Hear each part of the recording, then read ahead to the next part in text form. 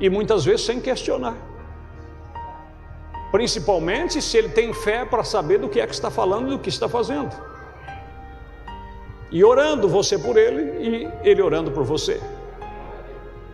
Porque tem coisa, meus queridos, que as pessoas às vezes esquecem de ler a Bíblia. Porque como é que um pastor, nós vamos ver aqui o profeta dizendo, como é que um pastor vai ajudar, como é que você vai desenvolver? Se você quer andar sobre o seu pensamento, sobre a sua visão, sobre a sua interpretação, sobre a sua revelação, não vai funcionar. Obedecei os vossos pastores, sujeitai-vos a eles, porque velam por vossas almas. Ele tem que ser corajoso, igreja. E muitas vezes dizer coisas que vai rasgar você, que se você não tomar cuidado, carnalmente você vai sair daqui ferido e magoado. Mas quando isso querer acontecer com você, você lembra, Deus açoita e corrige todo aquele que Ele toma por filho. Ele disse, obrigado, Senhor. Se o Senhor está me açoitando é porque o Senhor me ama. E isso não vai trazer alegria. É impossível você vai sair rejubilando que se Deus te exortou. A Bíblia diz que no princípio isso causa até tristeza, mas depois vai produzir um fruto pacífico, e por fim a vida eterna. Mas é onde que nós vamos chegar, a questão de velar. E muitas coisas às vezes são ditas. Eu vou só citar um exemplo. Quando Jesus trouxe aquele discurso duro, que quem não comesse, eu creio que é São João 7, algo assim, 8, quem não comesse da sua carne, não bebesse do seu sangue, não tinha parte com ele. Que os 70 foram embora, a associação de ministros que ele tinha conseguido para ir de 2 em 2 foram embora, não quiseram ficar. Quer dizer, não creram nele, não se sujeitou ao que ele estava dizendo. E aí quando os 12 também começou a querer questionar e dizer, Senhor, é duro esse discurso, o que foi que ele fez? Irmão, será que tem um pastor, um ministério que é pastoral, que tenha mais amor do que Jesus já teve? É impossível. Porque nós temos em parte, ele tinha a plenitude. Mas o que foi que ele disse? Não, peraí, eu vou explicar para vocês, olha, não, o dever de vocês é crer. Se vocês não credes que eu sou, morrerei nos vossos pecados.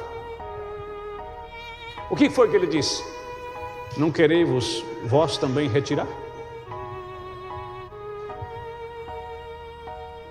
Irmãos, isso chama-se espinha. Espinha ministerial. Isso é a atitude de quem sabe do que está falando.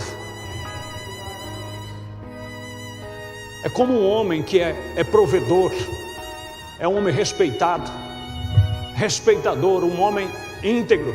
Ele cumpre todas as suas obrigações como homem. E ele pede para sua esposa, vamos fazer isso aqui. E ela fica, não, porque isso aqui...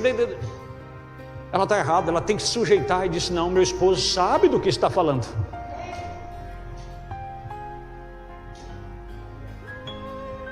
Obedecei os vossos pastores, sujeitai-vos a eles, porque velam por vossas almas como aqueles que hão de dar conta delas, para o que faça com alegria e não gemendo, porque isso não vos seria útil. Porque senão ele sempre vai estar machucado, gemendo. E ele tem que exercer a sua função com alegria. Você lembra que o profeta disse que quando começa aqueles reboliços, ele disse, isso por fim ferirá o teu pastor. Porque, irmãos, nós não somos feitos de pó de serra. Nós temos sentimento. As afrontas, as ridicularizações, os desrespeitos. Então as pessoas só ficam emburradas, mas eles não veem o que eles falam, não veem como agem. Entende? E Deus não quer que eu venha exercer uma função, que nenhum pastor venha exercer uma função gemendo, porque isso não seria útil. Mas Deus quer que nós exercemos a nossa função alegre, feliz, né? Como aqueles que hão de dar conta delas. Tem pessoas que não entendem isso.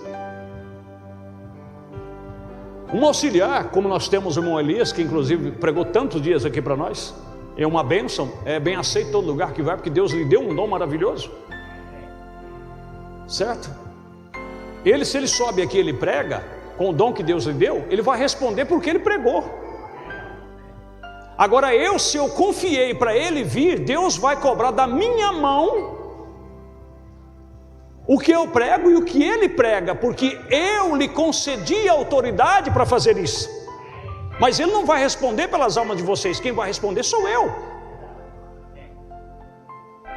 Então por isso que pessoas às vezes saem da igreja, como eu já estou cansado de ver isso. A pessoa quer exercer um cargo, ele quer ser auxiliar, ele quer ter uma função dentro da igreja, só que a gente tem discernimento, a gente sabe que aquilo não vai dar certo. E aí você não concede, a pessoa fica emburrada, a pessoa se ofende e ele vai embora. Agora por que a gente não faz isso? Porque eu sei que não é ele que vai responder por o que ele faz. Ele vai responder, ou dizendo pelas almas, ele vai responder por o que ele faz. Agora aquelas almas, quem vai dar conta sou eu. Porque Deus não confiou a ele, Deus confiou a mim, a autoridade está sobre mim, a responsabilidade está sobre mim. Então até os auxiliares ele tem que vigiar, não é chegar em cima do púlpito e dizer, não irmão, porque o Espírito Santo me dirigiu. Espera aí, o Espírito Santo te dirigiu além do que o pastor? Então por isso que até para ser um auxiliar tem que ter maturidade.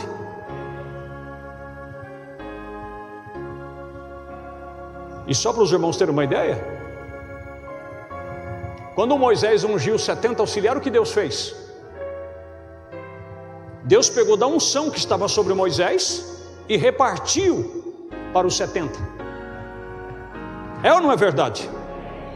Então aqueles 70 trabalharam dentro da unção do que Deus já havia dado, porque a responsabilidade era de Moisés, não era dos 70, os 70 iam auxiliá-lo. Vocês estão captando a visão? Pastor, mas isso é velho, vamos para o novo. Quando Jesus comissionou os 12 e deu-lhes poder, não foi isso? Para curar os enfermos, para libertar os oprimidos, tal, quer dizer, o poder que estava sobre ele, ele deu para eles também. Vai. Aí depois que ele foi, eles receberam o Espírito Santo e exerceram os seus ofícios, porque já tinham ofício. Aí os irmãos entendem. Por exemplo, que nem os irmãos aí, que bênção, os irmãos que tocam. Só que o profeta disse, isso aí quem vai responder é o pastor. Vocês que cantam, cada dom maravilhoso que Deus está despertando no nosso meio. Só que tem uma coisa, você vai cantar aqui, mas o profeta diz que essa parte é sobre a responsabilidade do pastor. Se você cantar alguma coisa que entristeceu o Espírito Santo e eu não fizer nada, isso cairá sobre mim. Mas as pessoas não entendem isso. Não, irmão, porque eu estou sujeito a Cristo. Eu sou Cristo. Espera aí. Mas Ele deu uns para apóstolos, outros para profetas, outros para evangelistas.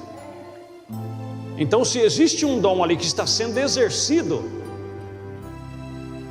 é Cristo naquilo.